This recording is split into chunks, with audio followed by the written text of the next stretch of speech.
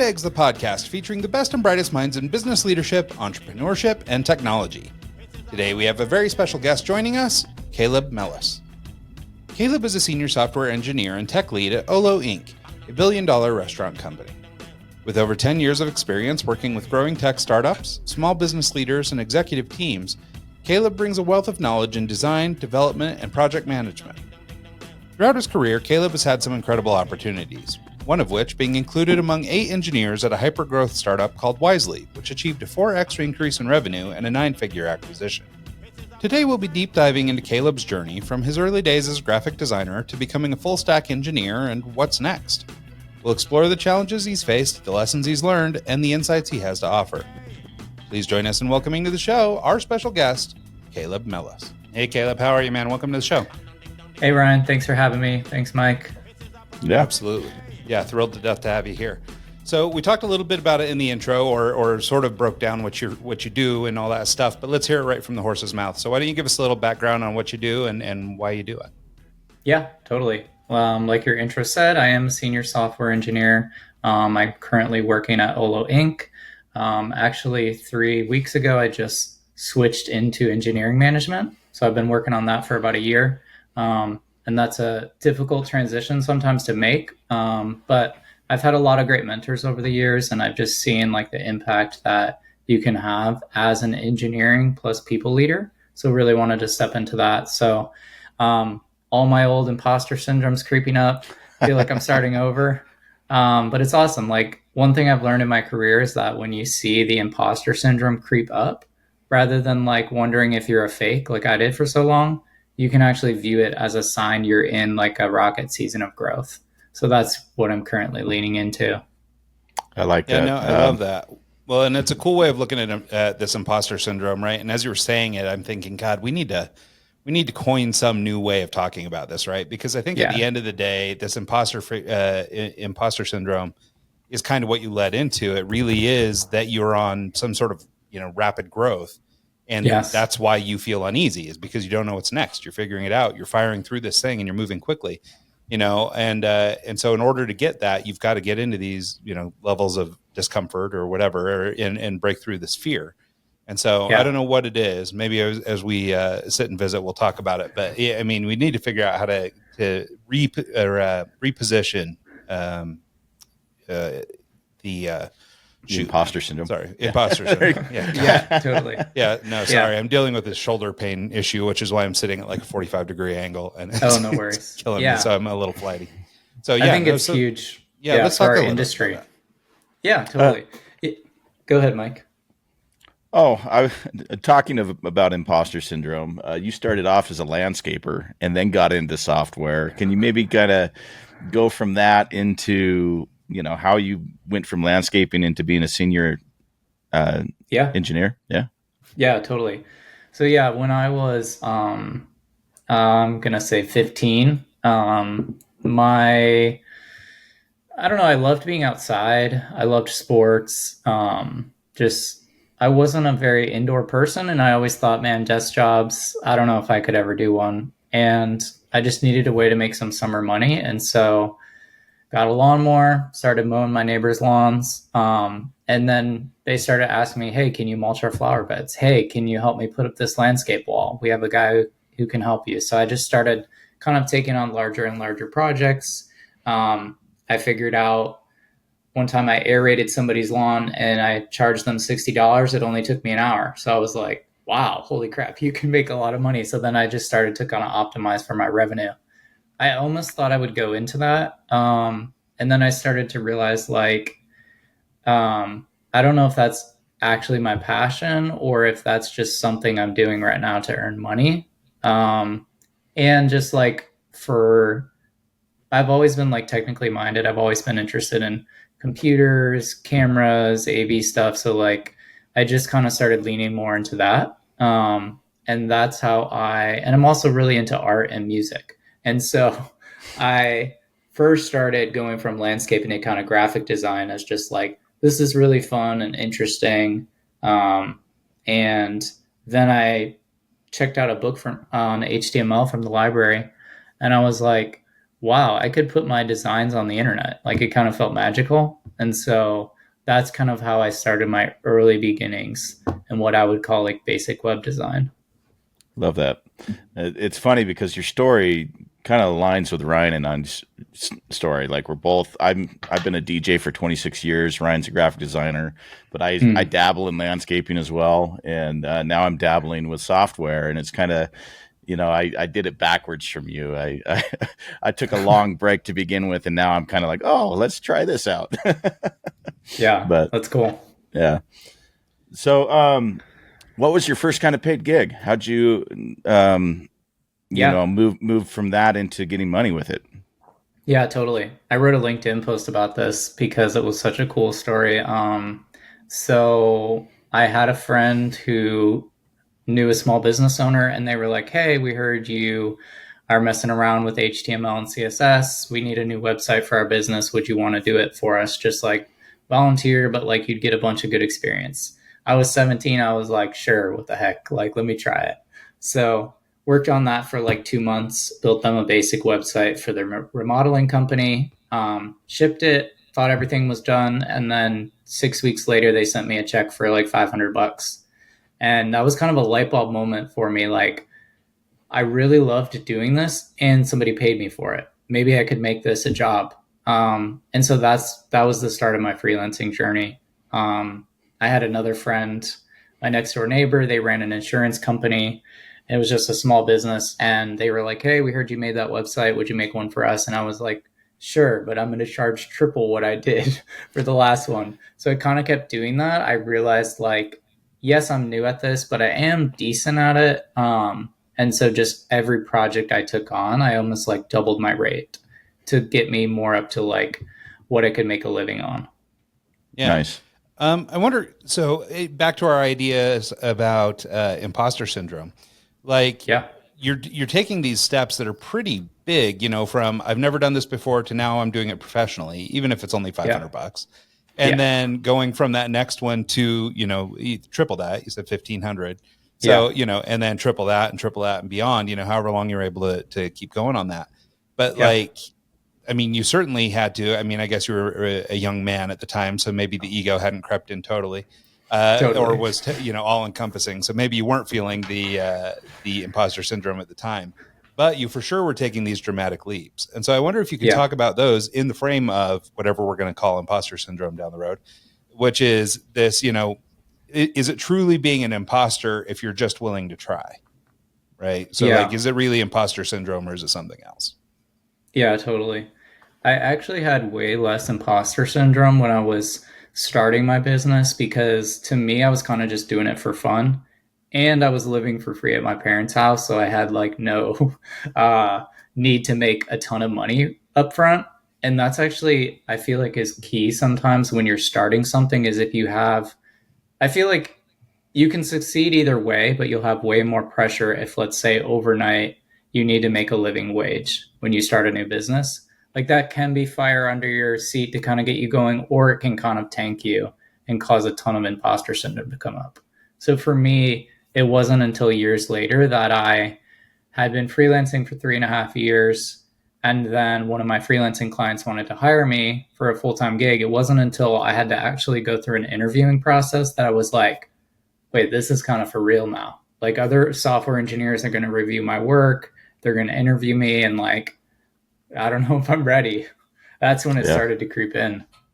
I can relate to that because I've been doing software for about 5 years now, and the thought of someone else reviewing my code or doing a peer review scares the Yeah. hell out of me. It's like, yeah, just let me do it on my own, and I'll show it to you afterwards. Come on. Yeah. So I get that. Was that Wisely that your first Um, interview kind of came up on? that was not. I worked for an events management company before that for about 5 years. Okay. They were one of my freelancing clients, and eventually they just had so much work to do that they wanted to hire me.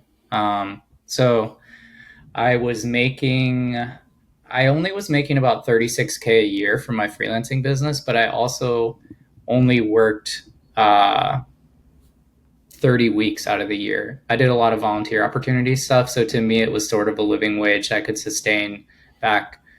what is it, 7 or 8 years ago now. And I was loving volunteering for the community and doing other things. But yeah, basically when I told one of my clients, hey, I'm going to work for this event startup, they all were like, we love you. How about we offer you a full-time gig? So I had 3 companies offering me a gig at once, which ended up helping me negotiate a better offer. That's a good problem to have. That's great. One of the things I wanted to touch on just in your freelance career, and I picked this up from another podcast, but I think it's something useful. It comes up on this show a lot and in other podcasts I listen to, is you mentioned on this other interview that you had brought in some sort of like business coaching or some mentorship, some people like that to help you try and stabilize your freelance income. And for anybody who does freelance work, this is a very common issue. This sort of feast famine cycle, they call it, where you've got money this month, but you may not get it again for 6 months. And, totally. Which is pretty unsustainable and hard to manage. And I think you can get away with it a little more as a young person. But I wonder if you could talk a little bit about sort of breaking out of that. I mean, it sounds like you weren't running a high dollar freelance career. It was enough to manage you, but clearly even just to stay alive, like to get your budget kind of balanced, it seems to be a good thing. Yeah. So I wonder if you talk a little bit about that feast famine cycle and breaking out of that.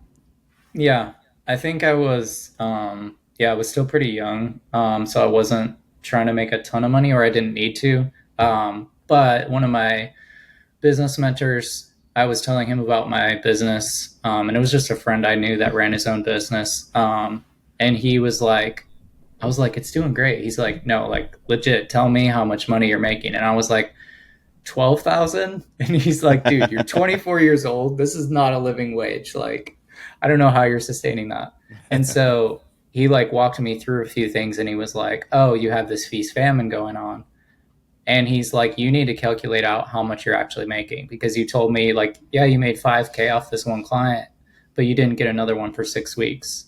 So what was your actual earnings per hour, plus all the marketing time to get the next client, plus all the office time of back and forth emails and redesigns and tweaks to the website? So I figured out I was actually making like $4 an hour. And that was kind of a wake up call for me. Deflating. I also took this course called Double Your Freelancing Rate by Brennan Dunn. And he was just like, double your rate overnight. You're not charging enough. And it freaked me out. But I was like, it's actually true. Like, I really need to do that. So literally I just called up all my clients, and one of them I tripled it and one I doubled, and no one left. So that kind of helped my imposter syndrome, because I was freaked out before that. And then when I doubled it, they're like, your value is so much that we still want to work with you. So my main thing though, to get out of that feast famine, was actually lining up retainer clients and making sure I did the marketing, for my new clients before the old one left off. So I tried to get enough retainers that I had, 12 month contracts with them that I could live off that amount. And then I tried to sell deals throughout the year that would just kind of be bonus. That's smart. Yeah, no, I love that. Go ahead, Ryan. Were you going to say something? No, that was it. I was just commenting. Oh, okay. So you get in with the event company. Can you tell us about the first 6 months of working with them and going from freelance to now you're an employee? That's kind of a game changer right there. Yeah. What was the main things that changed? Yeah.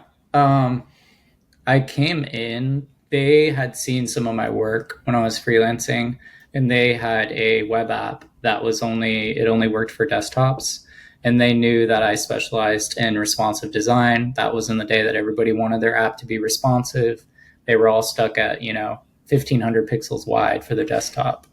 And so they kind of hired me as an expert, which I felt really good about. But then 6 months in, they're like, hey, we actually need you to be a front-end designer, developer. And I was like, well, I don't really know that, but sure. So they asked me to learn AngularJS, and that's kind of where my imposter syndrome started creeping back up, because I felt like I started over.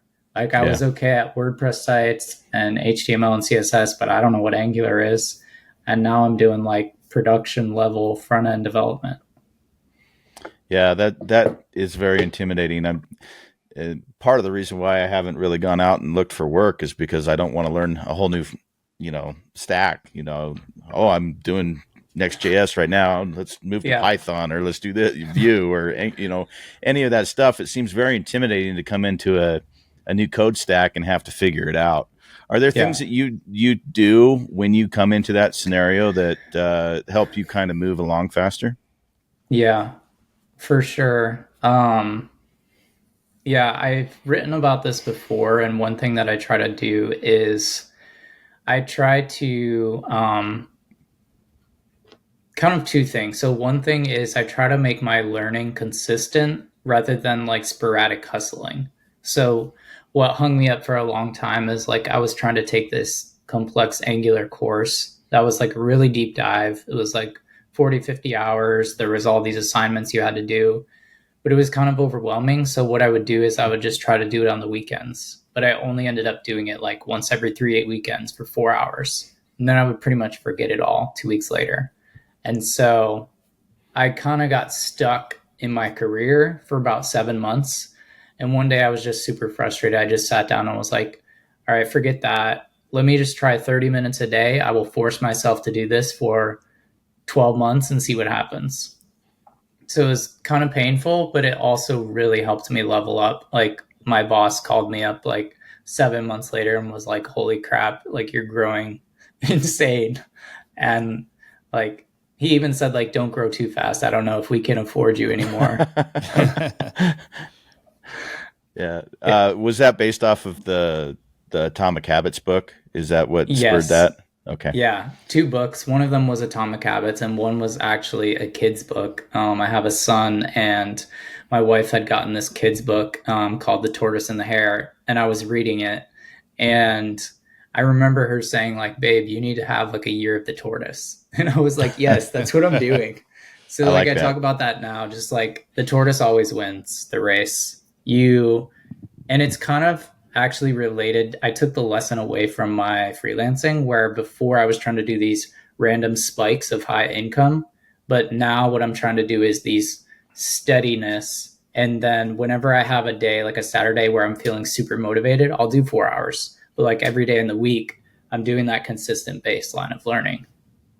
Yeah, that makes complete sense, especially in this field, because there's so much data to learn and so much to take on that if you try and do it all at once, it's just overwhelming. So it makes complete sense. Certainly prepares you, for the rapidly changing like tech environment. This is one of the big things I think that's a struggle for tech folks or people who work in software engineering, is that the landscape changes so rapidly that to do it the traditional way, right? Just go to a regular university and go through a program. Like it might get you some fundamental stuff, but unless you are doing this continuing education, you'll never keep up.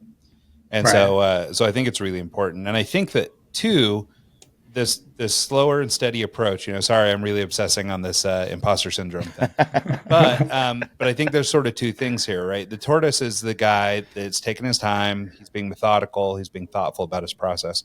The rabbit is the guy that's just hauling ass and not taking any names and just cruising, right?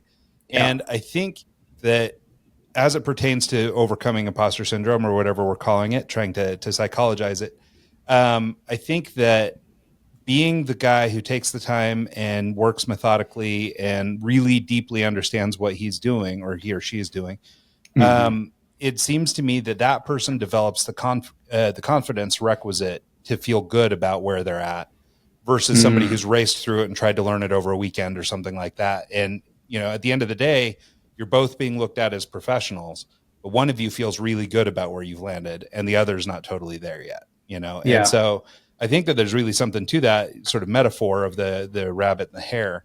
And I think the other thing I just wanted to comment on, or that I noticed in the way you talk about it, is that it seems too that you're willing to sort of accept people's assessments of you, or accept other people's perceptions, meaning you are being told that, man, you're growing too fast. We're not going to be able to afford you. And you're like, yeah, I know. Right. Like you're confident there. You're like, you're growing through this stuff, but hearing it from an outside person sort of to validate you seems like that might give you the confidence to move forward too. And I think a lot of people will hear that kind of feedback from a boss or a coworker or something and just blow it off, or they have such low belief in themselves maybe that they can't even hear that kind of feedback.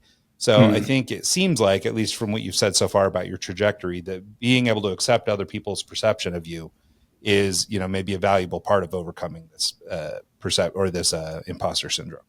Yeah, totally. I think one thing I would add to that, breathe the slow and steady growth, is that personally, I'm someone who likes to grow very aggressively. And so if I don't feel that imposter syndrome for like 6 to 12 months, I almost get a little worried because I know I'm not challenging myself like I have throughout my career. And so one thing I always encourage engineers who are like, I want to grow fast, I want to get promoted. I'm like, seek out a challenging project that is really going to challenge you, that maybe has one other engineer you can learn from.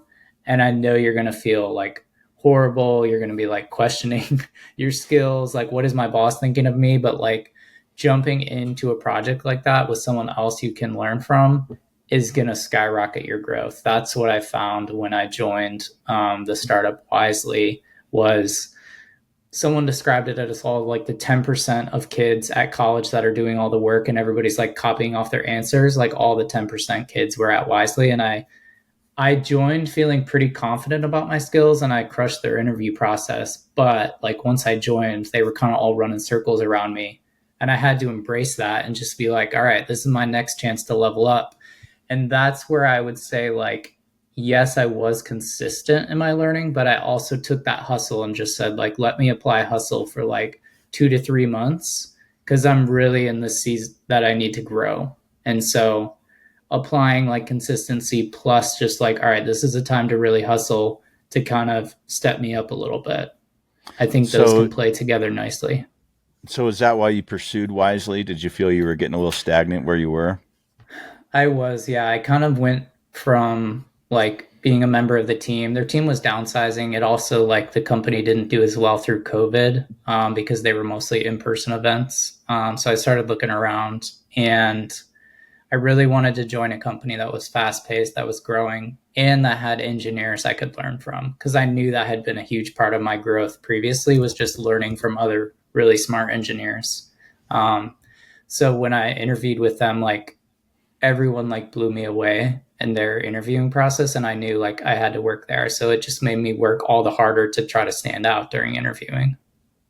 What sort of things did you do to stand out during interviewing? Yeah, I did a few crazy Was this things. your first official interview? Like, pretty much, yeah, because okay. At the event company, like, the founder interviewed me over dinner and I didn't even realize it was an interview. And then I sort of had the job in his mind, but their engineering team was like, oh, let's test him on this like take home, which I ended up doing. But it wasn't really an official interview to me. Versus at Wisely, like, they had a like 5 to 7 step process that I went through all the way from their engineers to CEO. Yeah, one thing that I did to stand out was I treat interviewing kind of like sales and relationship building, where I know it's going to take like 7 points of good contact to make an impression and to stand out. So every time there's a conversation, I'm trying to follow up and see, like, was there anything you needed from me? Hey, I was reading on your blog about this. What you said reminded me of that, and like drop a little nugget to show that I'm like really into it. And then once I made it to their take home project, I wasn't sure how many engineers they were interviewing, but it seemed like they were growing really fast. They had tripled their revenue the year before, so I thought it might be pretty competitive. And so I just decided, like, I'm going to build a production app of what they're asking me to do. And so I ended up taking like 30 hours on it, and they told me most engineers did about 4 hours. Wow. Yeah. So, yeah. I think that definitely made me stood out. Like, long term, I don't think that's great for the industry because I'm pretty privileged that I could spend that amount of time versus some folks can't. So I don't really think that's necessarily the best interview process, but like, it worked for me to get my foot in the door. Well, if you're going into something that's full time and they're paying you that kind of money, 30 hours isn't that much, to be honest with you. So, especially if it helps you stand apart. So, well, and I love that too, because I think there's a lot of people who don't put extra into the interview process. You know what I mean? Like, they're kind of jumping hoops, or maybe they feel owed or something like that. And your story reminds me, I mean, my first agency job, I gave them a month of my design time for free. And in exchange for letting me sit through client meetings and learn how an agency operated. And so that was my trade. And they ended up taking me up on it. And then actually 2 years later offered me a job. So, Wow. I mean, but it was just like you're saying, foot in the door, but it was doing that like absurd thing, that was like well above and beyond. And it also took them taking me up on it, right? It was a risk on their part too, because I mean, Yeah. I hit up maybe 20 agencies and just one said yes. Yeah. So, but ultimately they went on to become, I mean, they hired me. I worked for them for 3 years and I'm still their biggest freelance supplier now. Wow. So, Yeah. and that's been 10 years now. So, I mean, it really turned into something by just kind of, going above and beyond. So I love that. Yeah, totally. I've found that I've talked to a lot of people in the industry about this, and I think that people in executive positions are used to doing the types of things I did, where it's like they do a ton of deep dive research on the company. They try to network with people on LinkedIn who are, top leaders in the company, meet them, read all their blogs, and they try to like get their brain into the problems the company's solving, things like that. But like most software engineers aren't going to do that. They're just like spraying and praying applications to hundreds of companies. And then kind of when they show up in the interview, it's just 1 out of 300, which is fine. It's like sometimes you need to do that. But I encourage other engineers to pick your like top 10 to 15 companies and go super deep into those and try to stand out. Yeah.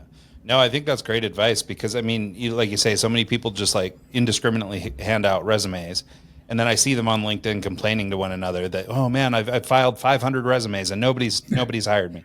It's like, well, why are we doing this then? Like, we should maybe rethink our process. Like, you're spending so much time doing this that, you're clearly not getting the attention. And the way you put it, I really like, which is that the interview process is really about relationship development and, trying to build that in. And I mean, as I think about my own career, I mean, nearly every opportunity I've ever had has come through some relationship by word of mouth, or I learned about a job through a friend or by a referral or whatever. And even now, most of the business in our agency is that way. It's all come by relationships. I mean, very little things just come straight through the internet for us. And so I think it's really important to look at the interview process that way. I mean, and it's a two-way street, right? They need to learn who you are. Totally. I mean, they need to know that as much as you need to know, do I actually want to work for these people? Yeah, totally. It should be kind of like a mini dating relationship where you're trying to figure out, are they a good fit for me? Are they going to pay me well? Do they have a culture I'd thrive in? Do they need what I can offer? And you the other way as well. So, Exactly. Well, and I think, there's some liberties that we can take there that, maybe aren't available to everybody, which is that, right. I guess if you're desperate for work and you've got to just take anything that somebody can give you, then, that's one thing. Right. It seems like in software or, any industry basically where you have sort of a tangible skill set that's worth, money, it seems like you do have a little bit of an opportunity to do more of that dating phase. So I think it's important to look at it that way. Cause I mean, I've taken plenty of jobs, in the throes of feast and famine where it's like, this is a bad idea. I know it's a bad idea, but I've got to pay the bills this month. Totally. And so I think it's great to have the attitude you got. So you get on with Wisely and you're one of 8 in the software development team.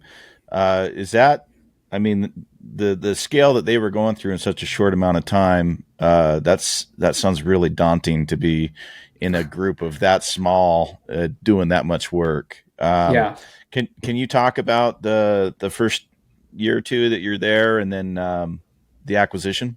Yeah, totally. So I was actually engineer 4 that they hired. So we didn't even have 8. Once we had 8, I felt like we had a big team. I think they hired a lot of product engineers is what I call them, where engineering was actually driving a lot of what we were building. We had like a lot of visionaries on the team, but then they would just kind of cast the vision and engineering would figure out how to build them rather than like maybe at a more established company. And even now it's like the product team's super involved and we have Jira tickets that we're kind of just working through. Back then it was like you had a lot of influence and autonomy as an engineer and you had to be very like user and product oriented. I signed on as engineer 4.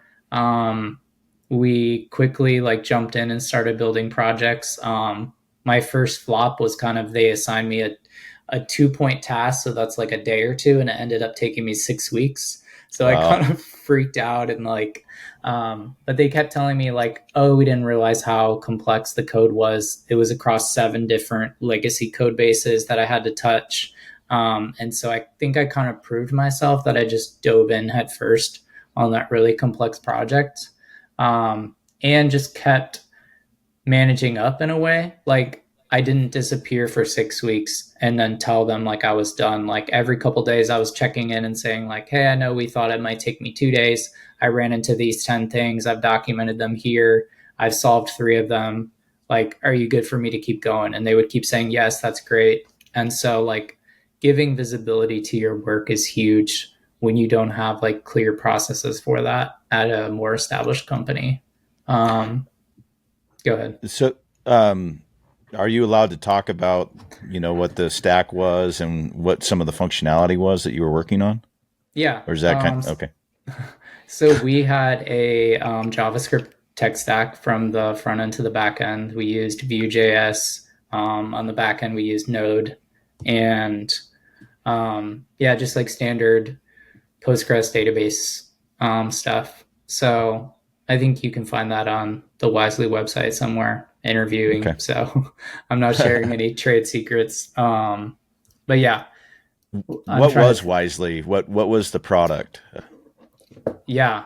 The product was the vision of the founder, Mike, who had this idea that he used to be a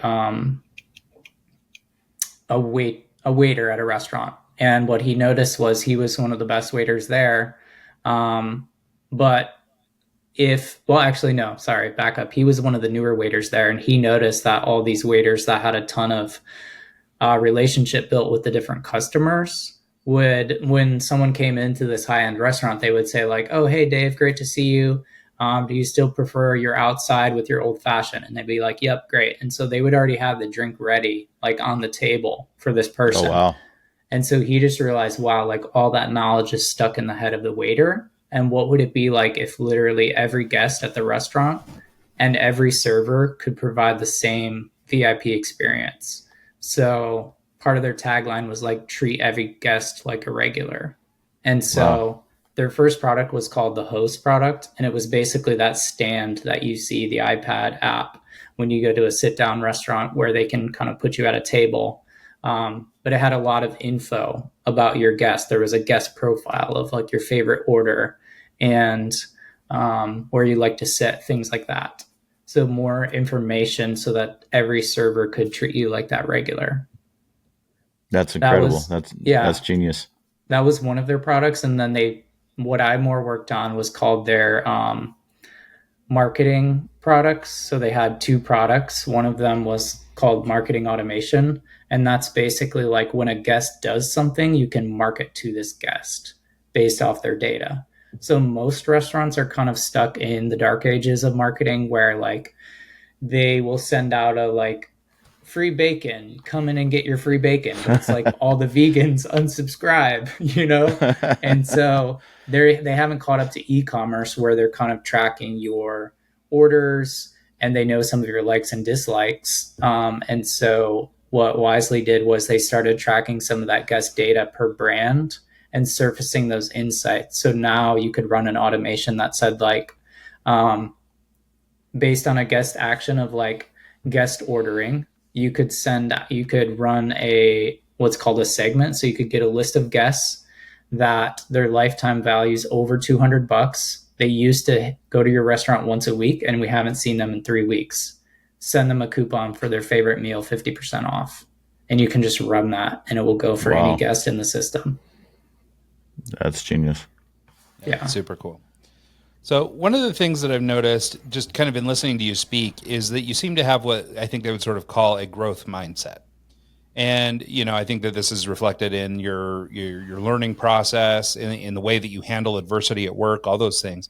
And so, but I don't think this comes naturally to everybody. And so I wondered if you'd talk a little bit about just sort of developing a personality that sets you up for success, either amid challenges like, the latest software release, or, even just in life. And I guess I'm trying to understand, is this just sort of the way you are and the way you carry yourself, or is it something you've had to develop over your career? Yeah, I think it somewhat is the way I am, but I've also developed it. One thing I can think of specifically is that I'm a person that has a ton of ideas and I really like to innovate on processes.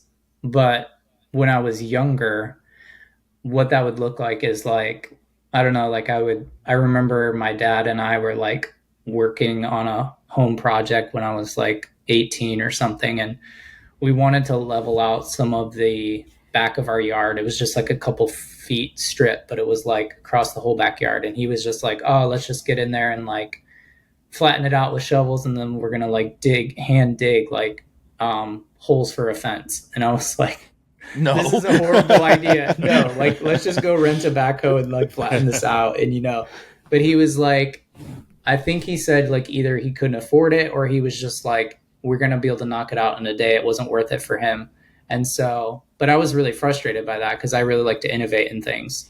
And so I pretty much just like didn't want to help. And I was like really frustrated. So that's like the one hand where I kind of struggled to just do like really hard work. That's sometimes necessary in your career to get ahead, as well as like having that growth mindset or like innovation mindset of like learning and growing and doing things differently. So I think like over the years, I've learned like a really hard work ethic while also like pairing that with ideas to improve products I'm working on, to improve my career, to improve and coach other folks. So I think like pairing those together has been huge over the last like 10 to 15 years. Yeah, I love that. Yeah. So Wisely got acquired for a large dollar amount. Can you talk about how that affected you? And Yeah, I mean, as one of 8, did you get perks out of that? And then if you don't have to go into numbers or anything like that, but when it got acquired, how did that go for you? Did you get pulled into the new company? Yes. Yeah. So I found out about it. Yeah. Our CEO was big on transparency, called us all into a room. There was about 70 of us on the team. There was still only 8 full-time software engineers. We had some DevOps, we had some support, we had a bunch of sales. There's tons of different roles in a tech company. And there was actually a few engineers that didn't make the switch. So we went up maybe to like 12 or 13 engineers, back down to 8. It kind of kept switching. But anyways, yeah, I was a little nervous. I knew I would get some kind of payout, but honestly, it was pretty early. Most of my stock vested later, so I didn't get quite as much as what I wanted, but I was still able to get a small sum, which was fun. It was kind of unexpected, so I just took it as bonus money. Nice. But yeah, I was a little worried because I really loved the team of Wisely. I was friends with so many people, and it was just a really bonding experience to grow so fast. So I was a little worried about the new company. I was going from 70 at Wisely to, I think Olo had 750 employees. So there was 10x more employees. I knew it would be more a little bit what people call corporate vibe in a sense. And I just kind of wanted to feel that out. So yeah, we got to meet the team. They gave us kind of a week to make the decision. And then like Mike, our old CEO, shared a lot about Noah, the new CEO, and how they were on the same page. Noah kind of gave his vision for the current culture of Olo, and they're very like learning oriented. They are like family first. So like saying work hours, they're trying to grow and innovate. So I thought that sounds great.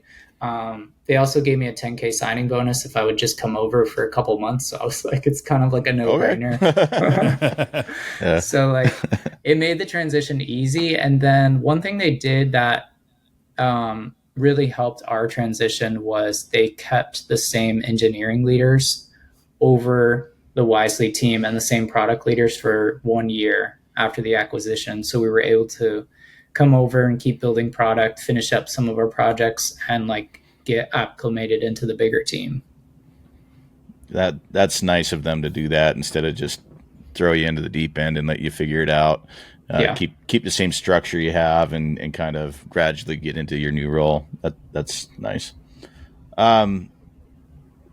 So you've been at all different levels. You've been a entry level engineer. You've been a senior engineer. Now you're in management. Is that correct? Yes. What type of priorities change as you go up the ladder? Yeah, totally. Yeah, as a junior engineer, your main focus is coding, learning how to code, learning how to build products, learning coding patterns, just getting, good fundamentals of your language. As you move to mid-level, you start to move into things like coding abstractions and architecture, trying to make code that is more maintainable and extensible, things like that, like clean code in a sense. You also start like maybe shadowing on a project. So you're not quite leading a project, but you're very close to it. So you start picking up some basic project management skills and more collaboration skills as you work with other engineers. And then a lot of companies, to get to senior engineer, you have to lead a project that's maybe a couple months long and do that successfully. Like, there's a lot of project management skills, leadership skills, people skills, time management skills, surfacing blockers and like ideas for how to get around those that you have to do as a software engineer at a startup or even at some big tech companies. And so learning a lot of those along the way was really key to my growth. And then there's usually, when you hit senior engineer, there's two tracks you can take. One is you can go to staff engineer, and that's still like a contributor. You're still doing a bunch of coding, and you really kind of become like the architect of a system when you go to staff and principal. Or there's the management track, which is like engineering manager, director, VP, kind of up that way. So Olo has a step in between senior and staff. And so first I got to that level. My manager thought, engineering managers still need a lot of technical skills. And I was lacking in a few areas around like distributed systems, scaling, performance, security. They wanted to see me level up in some more of those. So I really worked hard at that for a year, as well as becoming the technical lead for my team. So being the go-to person for support, for sales, for our leadership team on the business to answer any engineering and product questions. And I feel like that helped me make a really good switch into management, which I'm only 4 weeks in, so I'm still very much into the switch. But I think one thing that was good is I just had a lot of really good managers over the last couple of years, and just them sharing that like, you're not going to be doing coding. That's one way that a lot of companies will take their best engineer and say like, you should be our manager. And then like the engineer is really frustrated because they never code anymore. So having some of my mentor managers walk me through like, as a manager, your job is not to code. Your job is to be a force multiplier for your team, to help them be the best coders they can, and to manage the projects well, but also manage the people and help them grow in their careers. And it's not going to be like I code something and 2 days later it's live on production for customers. Like, there's no like quick wins anymore. It's like I'm managing and coaching someone for 12 months and I get to see them grow and become more confident and work through their imposter syndrome. So I'm kind of gearing up for the long haul, and I feel like all that imposter syndrome is creeping back up, and I'm just kind of like in it and knowing it. Way to go full circle on that. Yeah. Well, I wanted to just sort of add too, and maybe this is a little bit of just trying to learn about how it is in your industry versus others. But like, so for in the agency world or like in the art world, there's a lot of people who, like being an artist, don't like being a art leader, right? And this is sort of what you were describing here, where, you go from coding to not coding anymore. So, what have you found in terms of the kinds of tech skills you need to bring forward into a leadership position versus, maybe what you would have needed. So you came through a trajectory where you sort of stepped by step. So in your case, you kind of had to build all this fundamental, and maybe that's required in a tech leader, in somebody that's like running a team of software engineers. I'm just curious because in art, for example, you might have somebody who's a really brilliant thinker, but can't put pen to paper. Right. Yeah. So it might not be, so there's different skill sets and things like that. So I'm just trying to understand, what the needs are or how to balance the skills versus leadership in your job. Yeah, totally. I think it really depends on the type of company you're at. So if you're at a traditional, let's say, and I don't have that experience, but I've heard from other leaders that say this is like some more traditional companies that have been around for 50 years, they will just hire great managers. Doesn't matter if they have any experience as a software engineer. And I think versus in tech, they really want to see people who have the engineering skills to know, like, if their software engineer is saying like, hey, we need to tackle this tech debt area, rather than just saying like, okay, sounds good. Like they have a picture of the system and know like where to pull levers with their team to make sure that the products and the teams are really successful. So at least at like engineering manager and director level, those are really required if you work at a tech company or a startup or even like big tech. Versus I think at some more traditional companies, they are more focused on leadership. Just any kind of manager who's good at that can come in. I think that's kind of a two-edged sword because sometimes you can get managers who are really kind of engineers and they don't know what they're doing as far as leading a team.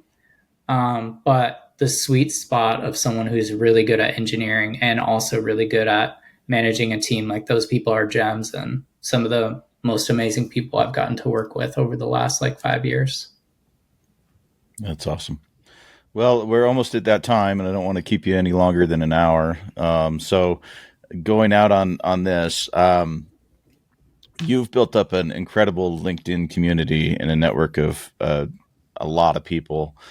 Can you maybe talk about the process of doing that and why you decided to do that? Yeah, totally. I started sharing, I guess, first off, like while I was going through my career for the last 5 years, I've tried to make really high connections on LinkedIn. I've tried to proactively reach out to startup founders and CEOs and other engineers that I wanted to just learn from. And so I had probably 600 connections that were like super high quality last year. And then December 22, I was just talking to a friend and I kind of realized I have a lot of momentum in my career. I kind of have some wind at my back with the acquisition, and I just really love teaching and encouraging other people on how to excel in their career. And so I thought, why don't I just start sharing some of my crazy stories? And so I started in between Christmas and New Year's of 22, I just started sharing. Eventually, within like a week or two, I was at 1,000 followers and I was like, okay, wow, people seem to like this. And I was mainly posting two things. One was, what would an engineer who was basically a Caleb like 3 or 4 years ago when I was kind of stuck in my career, what would they need to know to get past that? And so just helping them learn the skills for senior engineers and beyond. And then the other thing is like soft skills. I feel like there's a lot of engineers who hit a peak in their career and don't realize it's actually the soft skills holding them back. So like project management, leadership, collaboration with the team, learning how to work through conflict, that type of stuff. So I try to share a combo of those, and that's what I've been doing for the last year. I have about 18,000 followers now. And then I knew eventually, like, I don't really want to be beholden to LinkedIn's algorithm, even though I love the community on there. So I wanted to share even deeper dive over 1,200 characters. And so I started a newsletter that I send out every other week to software engineers just really looking for a deeper dive to level up in their skills. So that's called Level Up Software Engineering. And I have about 9,000 subscribers there so far. Wow. Yeah, that's awesome. Brand new one here. I signed up last night. Awesome. Great to have you. That's awesome. Well, cool. Yeah. So Caleb, here in the closing moments, where are the places to track you down online if somebody wanted to reach out or learn more or get signed up for your newsletter for that matter? Yeah.